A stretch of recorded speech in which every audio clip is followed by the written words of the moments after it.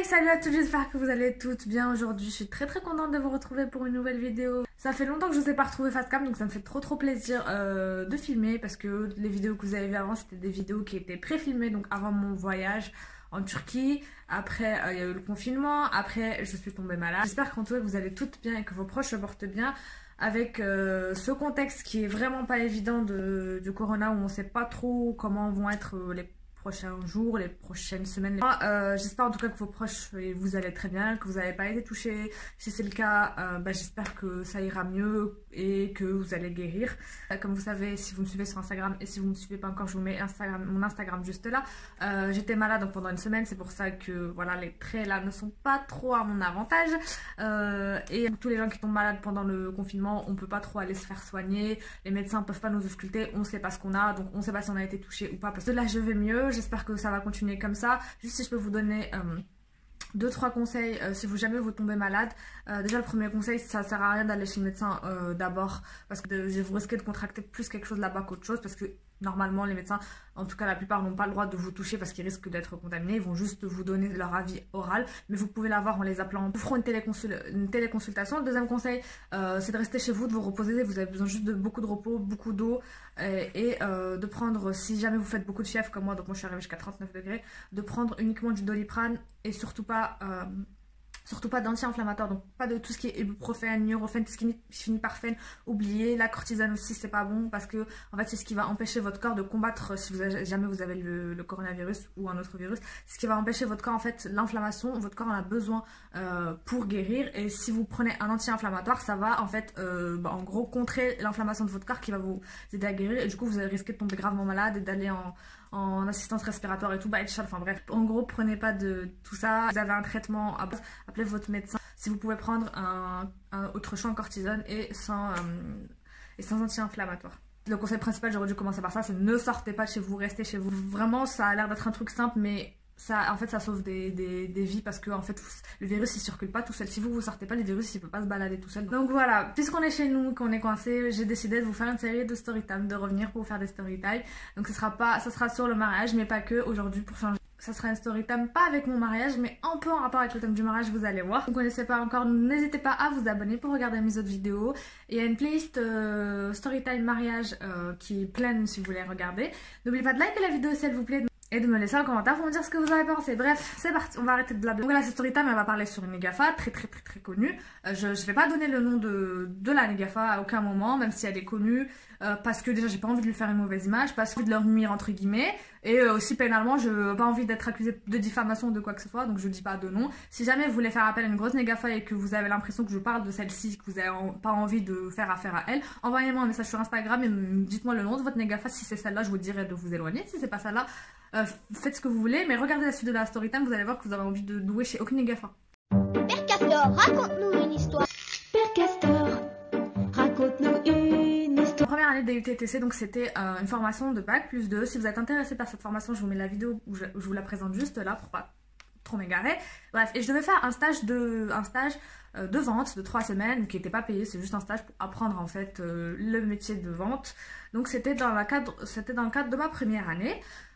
Donc voilà, je commençais à chercher des stages et tout. Le truc c'est que moi je voulais absolument un stage avec mon voile, et donc à l'époque j'étais à l'UT à Nice, et là-bas je me suis dit c'est mort, je trouverai jamais là-bas. Je vais chercher sur Paris, donc je commence à chercher sur Paris, sur internet, je me renseigne et tout. Il y avait des trucs que je connaissais, et en même temps on était accompagnés par nos profs, et ils nous disaient en gros vous avez envie de faire un stage dans quel domaine, regardez par rapport à vos passions, ce que vous aimez faire, ce que vous avez envie de faire. Et moi en fait à ce moment-là je préparais mon mariage, et du coup je me suis dit bah tu sais quoi, j'ai envie de faire un stage dans une agence de mariage ou un truc qui vend qui a un rapport avec les mariés, comme ça en même temps ça va m'inspirer pour mon mariage, je vais en savoir plus. Et du coup voilà, je commence à me renseigner, donc je commence à regarder du côté des négafettes. Donc les négafettes c'est les personnes qui s'occupent de la mariée pendant son mariage. Donc en gros elles vont lui louer les robes, elles vont la changer, elles vont la maquiller, la coiffer, enfin elles vont s'occuper de la mariée pour qu'elle ait rien à faire, elle et ses proches ils se prennent pas la tête.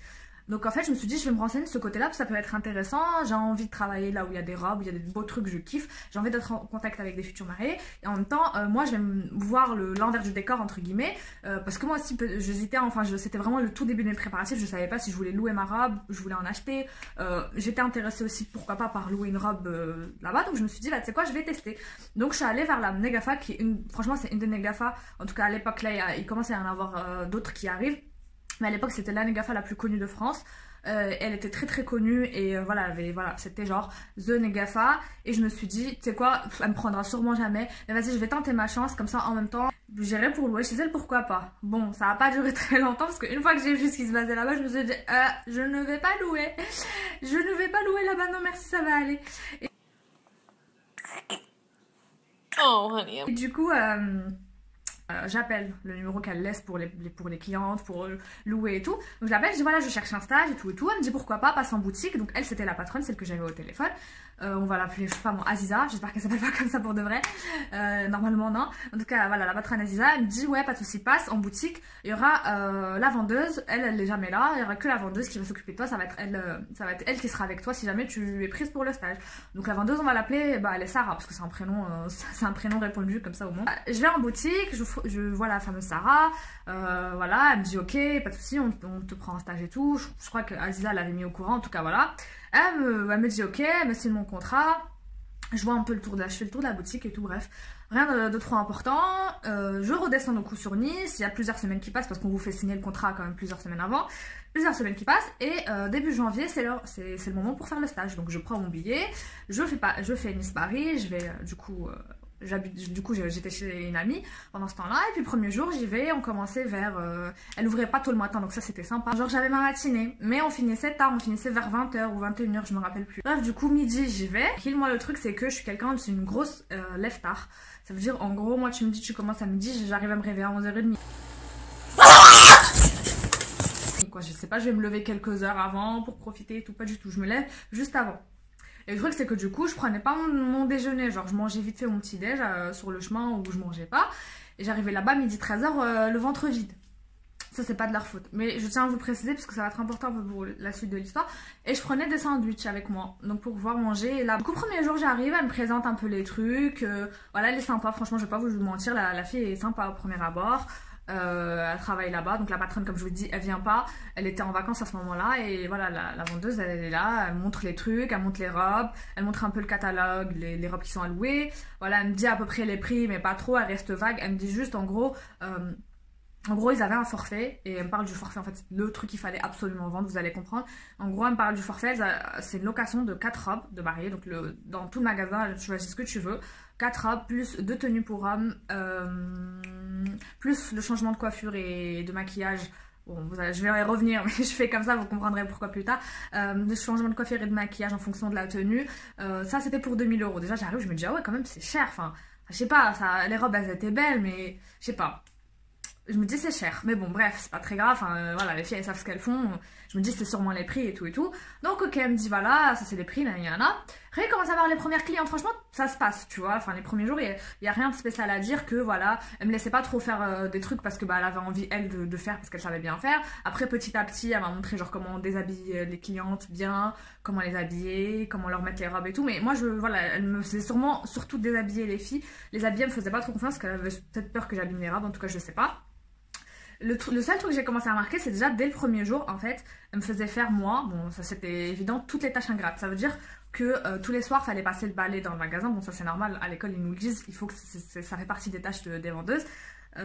C'est pour ça que je voulais pas faire vendeuse. Il fallait passer le balai. Et en fait là-bas, je sais pas, il y avait trop de poussière.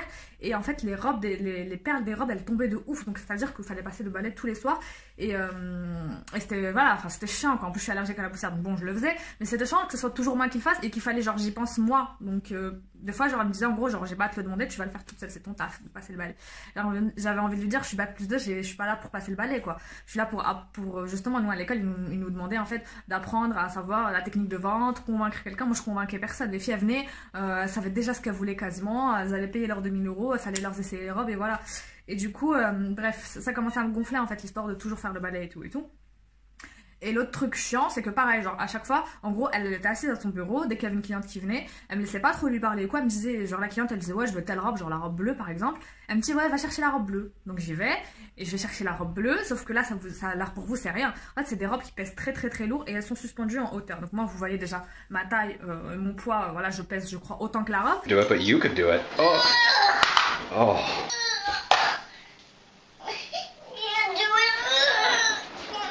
Oh. Donc elle me dit décroche la robe, donc je la décroche, donc déjà ça fait mal aux épaules, les premières fois ça va, mais à force de faire tout le temps ce geste, franchement c'est archi fatigant.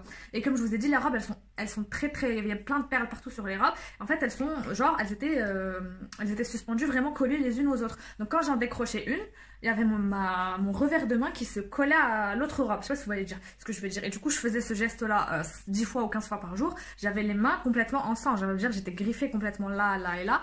Et elle attendait à son bureau. Elle me dit, va chercher la robe. Je la ramène. Ok, elle l'essaye. Et en fait, il y avait des clientes qui étaient archi chiantes. C'est-à-dire, elles essayaient 10 robes. Donc, à la fin, il y avait 10 robes sur le truc. Il fallait tout aller ranger. Et bien sûr, c'était moi qui allais m'en charger. Et du coup, franchement, c'était fatigant. C'était genre tout le temps ça. C'était très, très, très physique. Ça n'a pas l'air comme ça. Mais c'était super physique. Donc, la première semaine, je pense que ça allait. Quoique les 3 premiers jours, j'ai commencé à craquer parce que j'étais fatiguée en fait. Parce que justement, en fait, genre, il y avait des jours où il se passait rien. Et il y avait des jours, je sais pas pourquoi, tout le monde arrivait en même temps. Il y avait genre 10 clientes. Et le bureau était pas très grand là où on changeait les mariés. Ça veut dire qu'il y avait genre 4-5 mariés d'un coup. On était 2. Elle s'en occupait. Au début, elle me laissait pas trop faire. Mais au bout d'un moment, j'étais obligée, moi, de l'aider aussi. Et en fait, du coup, dès qu'on finissait avec une cliente, on enchaînait avec l'autre. Ce qui fait que j'avais pas eu le temps de manger. Et du coup, j'avais pas le temps de faire mon sandwich. Et elle me dit pas, genre, vas-y, prends ta pause. Parce que j'avais le droit à une pause. Genre, je pouvais continuer jusqu'à 17h, j'avais rien mangé. Et du coup, bah, il est arrivé ce qui allait arriver, c'était sûr. Bah, j'ai fait une chute de tension parce que je suis déjà quelqu'un avec une tension très basse. Et je me suis sentie très mal, j'ai failli m'évanouir devant tout le monde. Donc j'étais pas bien, elle me dit ça va, ça va. Et j'étais pas bien, je lui ai dit non, ça va pas, il faut que j'y aille, quoi. Et du coup, je mange vite fait. Elle me dit, ah, mais fallait prendre, genre, elle me fait un peu la morale, elle me dit, ah, bah, fallait prendre ta pause et tout. Mais j'avais envie de dire, tu veux que je la prenne quand, la pause? Tu vois bien que je suis complètement débordée, tu me fais faire tous les trucs de merde, tu me laisses même pas parler aux clientes. Genre, en gros, toutes les tâches, c'était moi qui devais les faire. Elle pouvait parler aux clientes, voir les trucs et tout. Moi, c'était ce que je voulais vraiment faire à la base. Du coup, la première semaine, elle passe à peu près comme ça. La deuxième semaine, elle commence. Et là, elle commence un peu à plus, entre guillemets, me faire confiance et à dire des trucs devant moi. Moi, ça me dire, mais purée, en fait, je pensais pas que c'était comme ça, ce métier. Par rapport au prix, comme je vous l'ai dit au début, ce qui se passait, c'est que quand il y avait des clientes qui arrivaient, il y avait des clientes, par exemple, au début, elles étaient intéressées pour louer une seule robe. Ça veut dire, elles voulaient, par exemple, une grosse robe de princesse, elles voulaient louer que celle-là. Et elle, ce qu'elle me disait, ce qu'elle faisait, après je l'ai remarqué, ce qu'elle me disait, c'est qu'en gros, elle gonflait les prix des robes. Genre, en gros, elle lui disait, ouais, elle coûte combien la robe, je veux la louer. Elle lui disait, vas-y, elle coûte 600 €. Tu dis 600 €, c'est archi cher, surtout pour la louer, en sachant que j'ai fait faire la même robe qu'elle. Le même prix, mais elle est à moi la robe.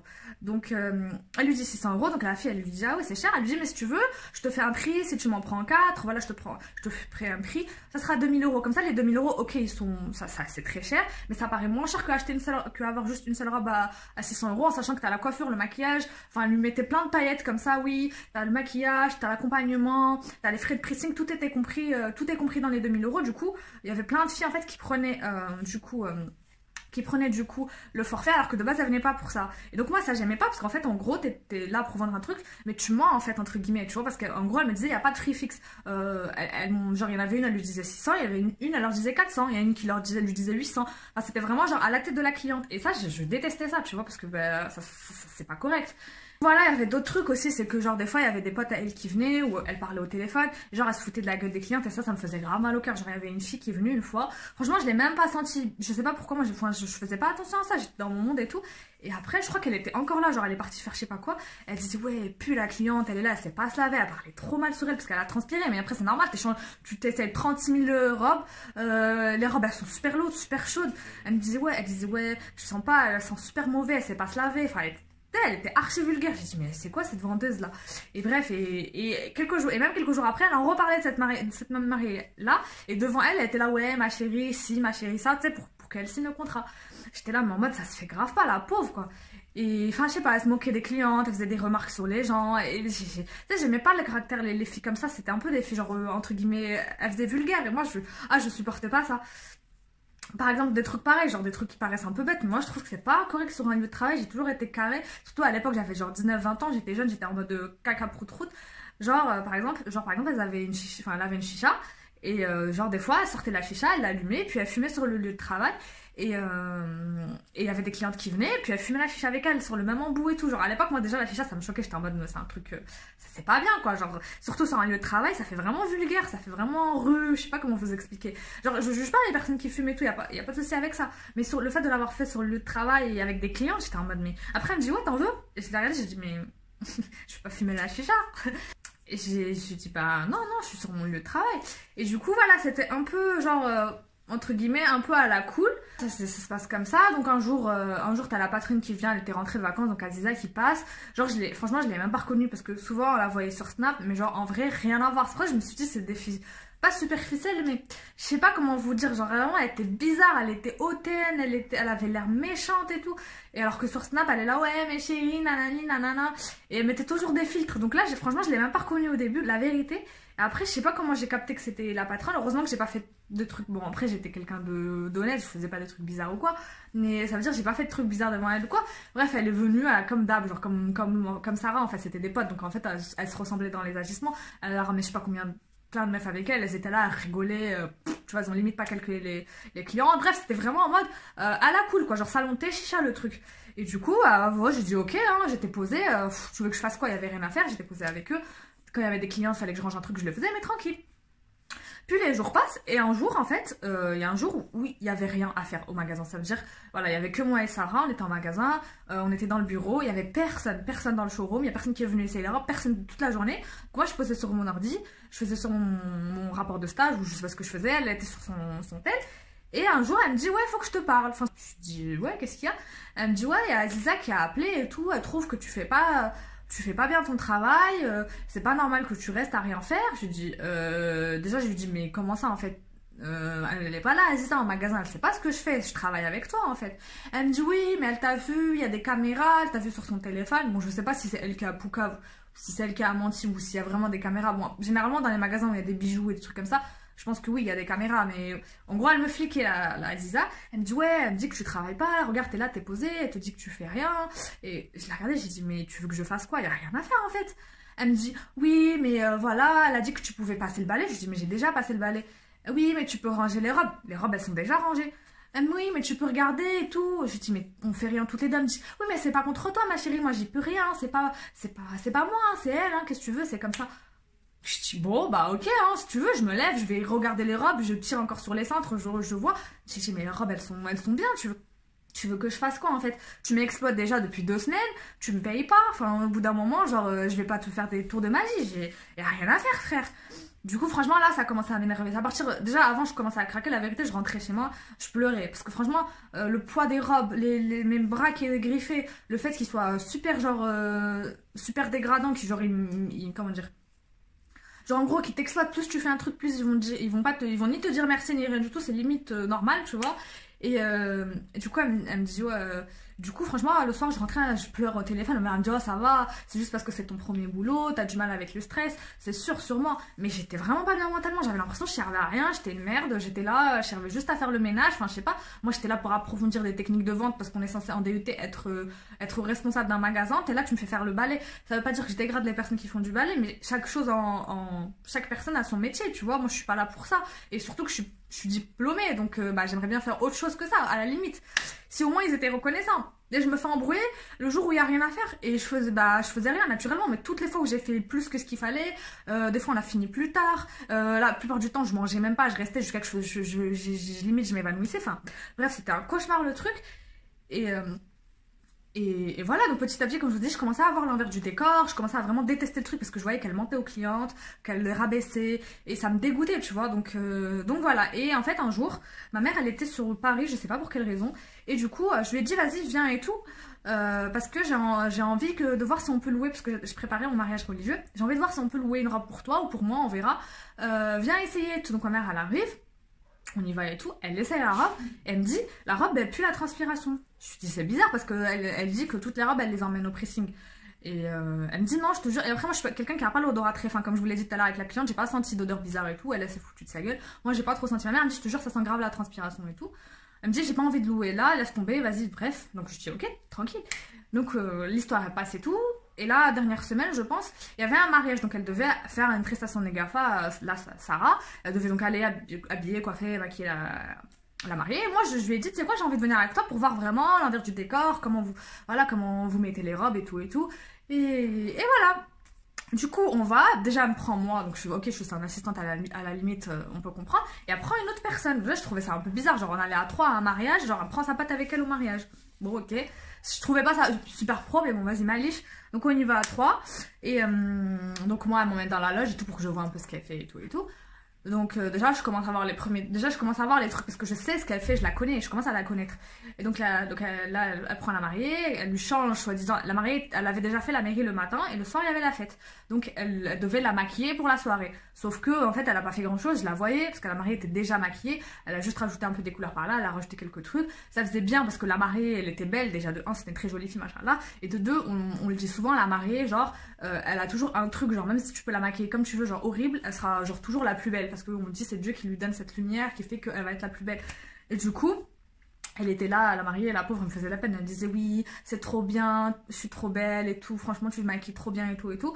Retenez bien ça, elle disait ouais tu maquilles trop bien et tout, et la Sarah était là, ah, merci et tout et tout. Moi j'étais en mode de ouais ok, bon je trouve pas qu'elle a fait un truc de ouf mais vas-y peut-être que je connais pas. Elle se change, franchement le mariage était super et le métier en lui-même j'ai kiffé parce que j'aime trop, même le métier en général, parler aux mariés quand j'arrivais à leur parler de temps en temps, échanger avec elles, parler de mariage alors que moi-même j'étais en train de préparer mon mariage, c'était un kiff total, donc c'était super stylé, le mariage il était super beau, les mariés trop mignons ensemble, bref tout s'est bien passé. Donc une fois que c'est fini, vu qu'on était là-bas et tout, on remballe les robes, on les prend avec nous, et les robes que la mariée a louées, on les ramène avec nous en magasin. En sachant, comme je vous l'ai dit tout à l'heure, la mariée elle avait pris un forfait, donc 2000 €, je vous répète, pour la coiffure, le maquillage, les 4 robes, les 2 tenues pour le monsieur et les frais de pressing. Donc ok, on y va et on rentre au magasin et tout, voilà.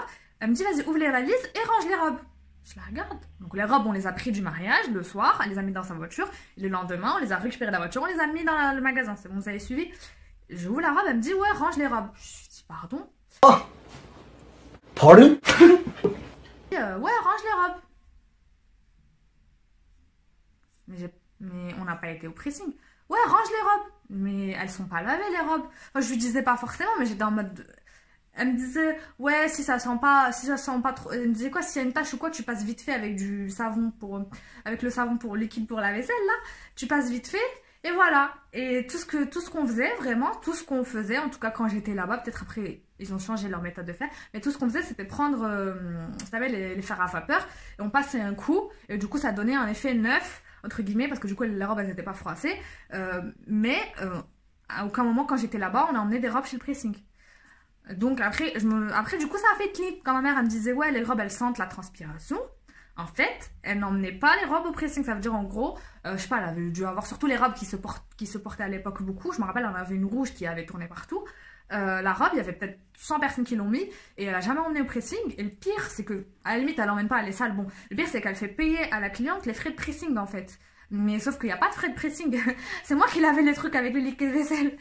Du coup voilà, j'ai trouvé ça archi dégueulasse. En gros, elle te faisait porter des robes, t'es là, t'es la mariée, des robes que tout le monde a transpiré dedans, tout le monde a fait je sais pas quoi avec, elle les lavait pas. Et pareil, quand les clientes, elles prenaient juste une robe, par exemple les invités, elles louaient juste une robe, elles la ramenaient 2 jours après, elles prenaient la robe, enfin je prenais la robe et je la rangeais. À aucun moment la robe est partie au pressing. Du coup voilà, ça commence à faire beaucoup. Je me suis dit, ouais, c'est quoi ce truc? Elles mentent aux clientes, elles parlent sur elles lavent pas leur robe. Enfin, c'était vraiment dégueulasse, ça faisait vraiment cracra. Et le plus ouf, c'est que genre sur les réseaux et tout, t'avais vraiment l'impression c'était des robes de ouf, magnifiques. Mais la vérité, quand t'étais en magasin, elles étaient pas ouf. Hein. C'est juste les lumières d'éclairage de la salle et tout qui rendaient la robe super belle, les photos.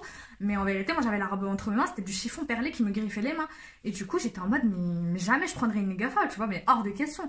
Et du coup voilà, j'étais grave déçue de voir l'envers du décor. Déjà elle m'exploitait moi alors que j'étais jeune, j'avais 18 ans, après je voulais juste apprendre le métier, t'es là, tu veux m'exploiter à fond, lui faire ton taf.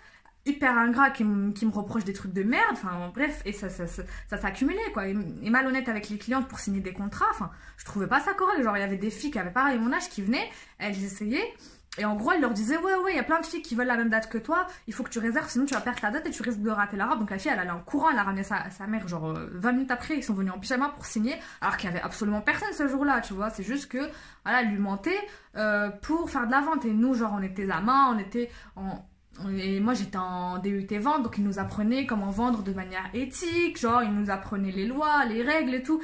Tout ce que je voyais là-bas, c'était tout sauf les règles et les lois. Et la meuf, elle était hors la loi sur tout le long.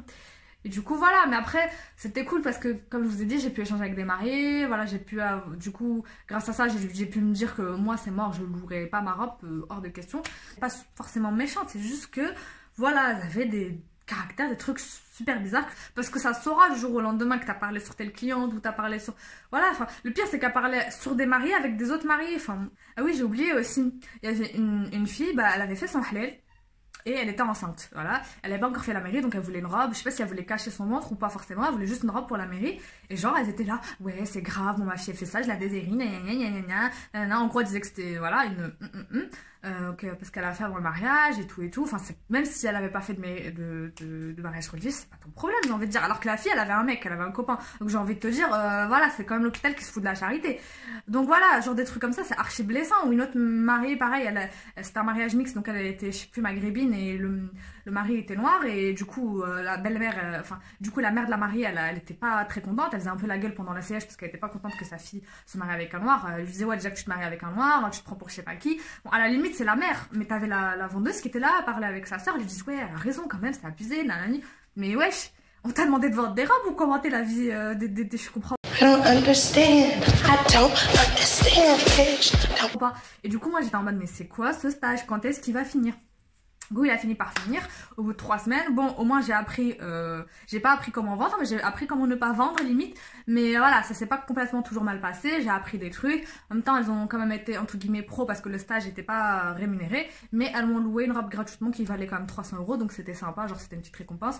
Et j'ai pu la porter à mon mariage religieux. Donc par rapport à ça, je crache pas dans la soupe. Bon, la robe, elle pouvait pas la transpiration, celle-là ça va. Bon, alors moi j'avais encore l'odeur à boucher. Mais voilà, c'est pour pas vous noircir complètement le tableau. Mais en tout cas, c'est surtout pour vous dire que voilà, les industries comme ça, c'est souvent entre guillemets de l'arnaque parce qu'elle achète une robe, on va dire 2000 €, elle va quasiment la louer le même prix et en 2 fois c'est rentabilisé. Il vaut mieux essayer d'acheter ces robes, d'acheter des robes, même s'il faut en acheter que 1 ou 2 des belles, que d'aller louer chez des gens, tu sais pas comment ils traitent leurs robes.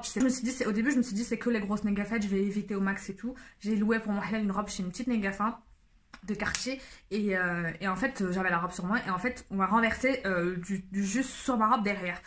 Sur le coup, je crois que je l'ai vu, mais j'étais pas trop parce que c'était mon mariage, j'ai pas fait gaffe et tout.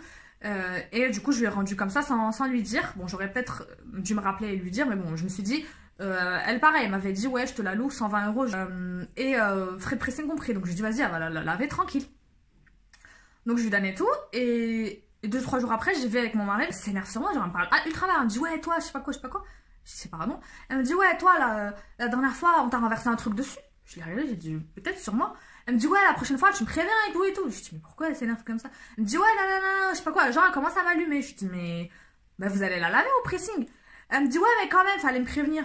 Et là, je me suis dit, avec l'expérience que j'avais vécue quelques jours avant, je me suis dit, c'est sûr, elle l'a pas lavée, elle allait la mettre directement en vente. Et il y a quelqu'un qui s'en est aperçu, et du coup, elle a pété un câble parce que je l'avais pas prévenu. Mais si tu lavais tes robes entre chaque cliente comme tout le monde, et bah, ça serait pas arrivé. Ok, j'avais mes torts dans l'histoire, entre guillemets, j'aurais dû la prévenir. Mais si tu la laves tranquille, hein, c'était du jus, c'était pas de l'acide, le truc, il est parti. Voilà, donc j'ai fini mon stage et tout, et je pensais que c'était fini derrière moi. J'écris mon rapport, je l'envoie à la prof. Je dis comme dans le rapport la vérité, que ça s'est pas toujours super bien passé, qu'ils m'ont exploité, que c'était des menteurs, des voleurs et tout. Et du coup, j'ai ma note de rapport de stage et elle me met 13. Et moi, je pensais avoir vraiment fait du bon boulot. Donc, je dis à la prof, comment ça se fait et tout. Elle me dit, oui, c'est la supervise, je sais pas comment on dit ça, la personne qui te supervise, en gros. Fallait dire le vrai prénom. Du coup, en gros, Aziza, elle me dit, c'est elle qui t'a donné une mauvaise note. Moi, je t'ai donné une bonne note et c'est elle qui t'a donné une mauvaise note. Du coup, ça a baissé. Donc, en gros, elle m'avait peut-être mis 16, un truc comme ça, ou 15 ou 16. Et elle m'avait mis, je sais pas, 10 ou 11. Du coup, ça a fait un 13. Je dis, comment ça? Elle me dit, ouais, elle m'a dit que ça s'est pas bien passé, que tu travaillais pas bien et tout. J'ai dit, bah. Pardon? Avec tout ça, elle ose dire ça, quoi. Mais je lui dis, mais déjà, c'est même pas elle que j'avais à faire, c'était à la vendeuse, avec Sarah. Donc je comprends pas comment. Parce que la référente, c'était Aziza, vu que c'était la patronne, mais elle était jamais là, comme je vous l'ai dit. Je l'ai vue une fois, ouais, mais tu sais, c'est Aziza. Elle, c'était toujours Aziza, je sais pas, la meuf, elle était jamais là. Mais Dark Vador, elle voyait et tout. Je suis ton père. Les fois où elle me voyait dans la caméra soi-disant, mais à part ça, j'ai toujours fait mon travail quand il fallait, et je le faisais jusqu'à même plus que ce qu'il fallait. Je vous ai dit, j'en pleurais genre le soir tellement j'étais fatiguée. Et elle ose me dire ça, et du coup j'étais encore plus dégoûtée, enfin là le stage était fini, j'avais plus de rapport avec eux. Je me rends compte que le stage de CD Amine, après j'ai plus jamais voulu faire de la vente, même pas en petit boulot, j'ai dit c'est bon, j'avais de la vie. Et voilà, j'espère que la soirée de thème vous a plu, j'espère que vous avez passé un bon moment avec moi, que ça vous a fait bien rire, que vous avez pensé à autre chose un petit peu. N'oubliez pas de liker la vidéo si elle vous a plu, de vous abonner, de me dire en commentaire ce que vous avez pensé. Et puis moi je vous fais de gros bisous, je vous dis prenez soin de vous et de vos proches et à plus tard.